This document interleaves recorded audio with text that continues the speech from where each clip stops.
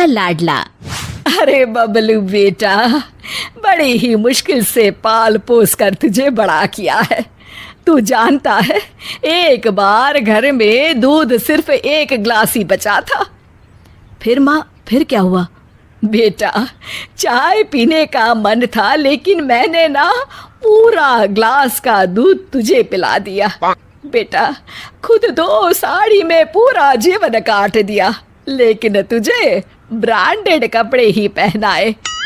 हाँ माँ, लेकिन तेरे पास तो कई साड़ियाँ हैं। अभी 2 दिन पहले ही तो तू सव्यसाची की साड़ी लेकर आई है ना। अरे डुप्लीकेट है बेटा, डुप्लीकेट, केवल 80,000 की। मैं दुखारी औरत कहाँ ओरिजिनल सव्यसाची पहन सकती हूँ। बबलू इमोशनल होकर, हाँ माँ, मैं जानता हूँ तूने मेरे लिए बड़े समझौते किए हैं। मैं हमेशा तेरा ख्याल रखूंगा। ये बोलकर बबलू वहाँ से चला जाता है। वहीं पास के गांव में रश्मि रहा करती थी। रश्मि एक बहुत ही व्यवहार कुशल लड़की थी। ये देख माँ, मैंने ये चादर सिली है और इसमें कढ़ाई की है। ये मैं अपनी होने वाली सास के कमरे में बिछाऊंगी। हाँ बेटा, जरूर। माँ, मेरी शादी जिस भी घर में होगी ना, मैं उस घर को स्वर्ग बना दूंगी। तभी रश्मि का भाई वहां आ जाता है। हाँ, और वहां रहने वालों को स्वर्गवासी। अरे चुप रह, सारा दिन काम काम काम। तुझे फिक्र भी है, तेरी बहन बड़ी हो गई है, उसके लिए कोई लड़का भी देख।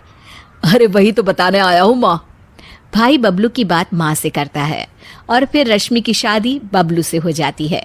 रश्मि शादी के बाद, माँ जी, मैं आपके पैर में तेल लगा देती हूँ, सारा दिन आप थक जाती होंगी ना। ये बोलकर वो सास के पैर में तेल लगाती है। रश्मि सास का कमरा सजाती, उनके कपड़े ठीक करती और हमेशा हर जगह उनके साथ जाती। लेकिन सास तो सास है। एक दिन रश्मि की माँ उसके ससुराल आती है। अरे रश्मि बेटा, कैसी है तू? बहुत दिन हो गए तुझे देखा नहीं तो मिलने आ गई। अरे माँ, आप बताया नहीं कि आप आने वाली हो, मैं आपके लिए कुछ अच्छा बनाती। तभी वहां रश्मि की सास आ जाती है। अरे बेटी के घर का तो पानी भी नहीं पिया जाता रश्मि बहू। वो तो बहुत पुरानी बात है माँ जी। माँ तो इतनी दूर से आई हैं, कुछ खाएंगी नहीं तो कैसे होगा। अरे नहीं नहीं रश्मि, कोई बात नहीं, बस तुझसे मिलने और तुझे देखने का मन था, सो चली आई। अच्छा, अब चलती हूँ। रश्मि को सास की बात का काफी बुरा लगता है, लेकिन वो कुछ नहीं कहती। अगले दिन, अरे बबलू, तेरी सास आई थी कल, बेटी के घर आई और वो भी खाली हाथ। मैंने तो खड़े पैर ही वापस करवा दिया। ठीक किया माँ, आप जो कहेंगी करेंगी, वो कभी गलत हो ही नहीं सकता। रात में रश्मि बबलू के कमरे में आने का इंतजार करती है। आज तो मैं इनसे पूछ कर ही रहूंगी, ये क्या तरीका होता है। मेरी माँ इतनी दूर से आई और बिना कुछ खाए पिए चली गई।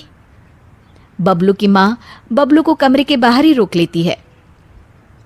अरे बबलू बेटा, जरा पैर तो दबा दे।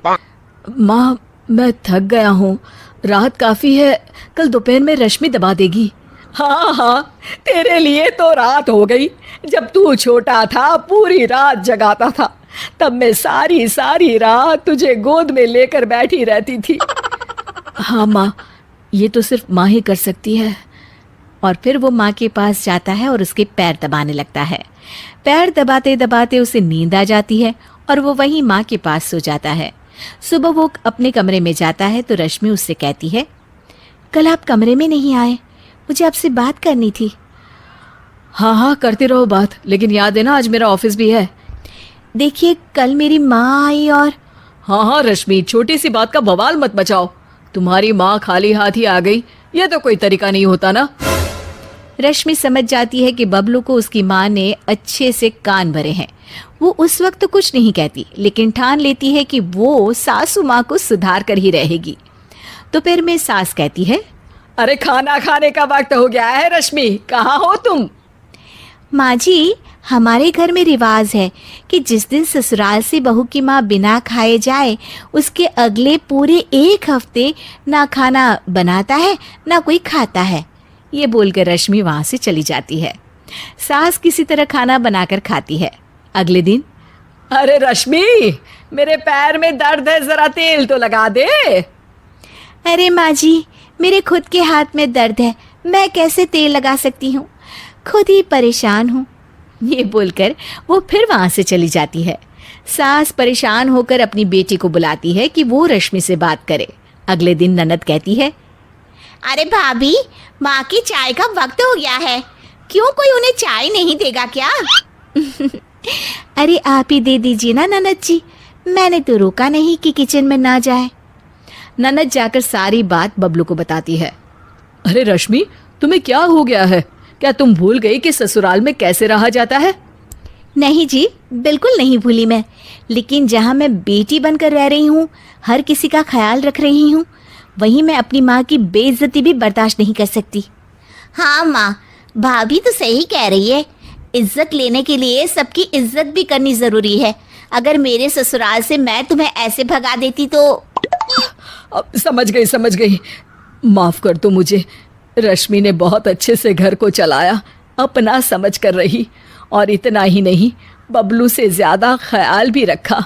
लेकिन मेरा भी फ़र्ज़ था कि मैं उसकी भावनाओं को समझती।